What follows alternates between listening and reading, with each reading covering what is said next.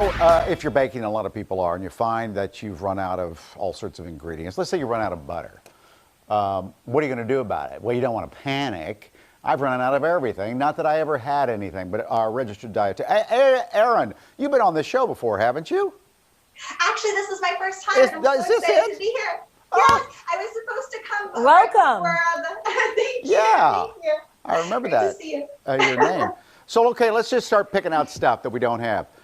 You go to, in fact, I don't have this. I went to the fridge. I don't have any butter. What could you replace butter with? Yeah, well, right now you don't really want to be heading out to the grocery store for just one item, and you probably have items already in your refrigerator or pantry you can use as a substitute for almost anything. But for butter, one of my favorite swaps is if you have avocado or white beans on hand, if you puree them, you can use that as a swap in a 1-to-1 ratio. So if you need a half a cup of butter to make cookies, if you replace it with a half a cup of mashed avocado or a half a cup of pureed white beans, it'll come out exactly the same. Okay.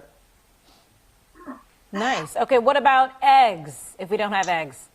Exactly. Well, with eggs, you know, a lot of people think if they don't have eggs, they can't bake at all, and that's not true. If you can find chia seeds, you can still make pretty much any recipe. What you do is you take a tablespoon of chia seeds and you add about 3 tablespoons of water. And then you want to let it sit for 5 minutes because it's going to create a gel as it absorbs the water. And if you put that gel into your baked good recipe, it'll give the same structure the egg would have. So you can still have that great recipe and you can save your eggs for the omelet you want to make.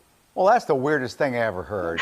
I think you're going to have to come to my house at some point and show me that one.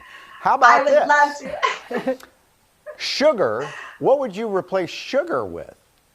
So sugar, one of the swaps I like to use, even if I have sugar in the house, is to use pureed fruit. Now you can use any kind of fresh fruit, like a banana, but dried fruit, I really like to puree dried fruit, like prunes, because they are a little bit more concentrated, so you get even more sweetness.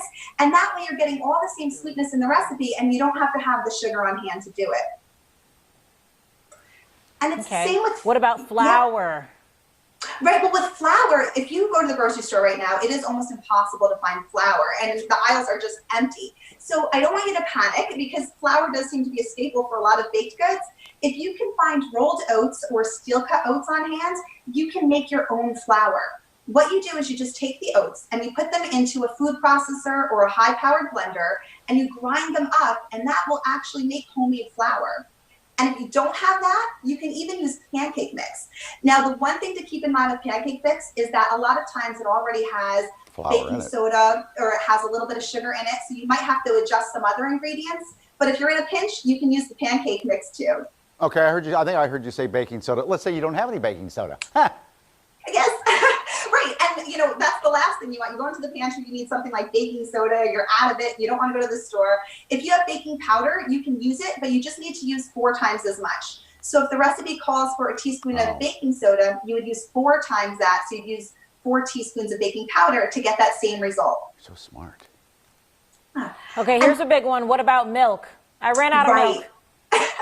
Yes, and with milk, you might run out or you might just want to conserve it for drinking. So you can replace milk with something we all have on hand. You can actually just use water. So if you take a cup of milk and you replace it with a cup of water, all you want to add is 1.5 teaspoons of butter as well.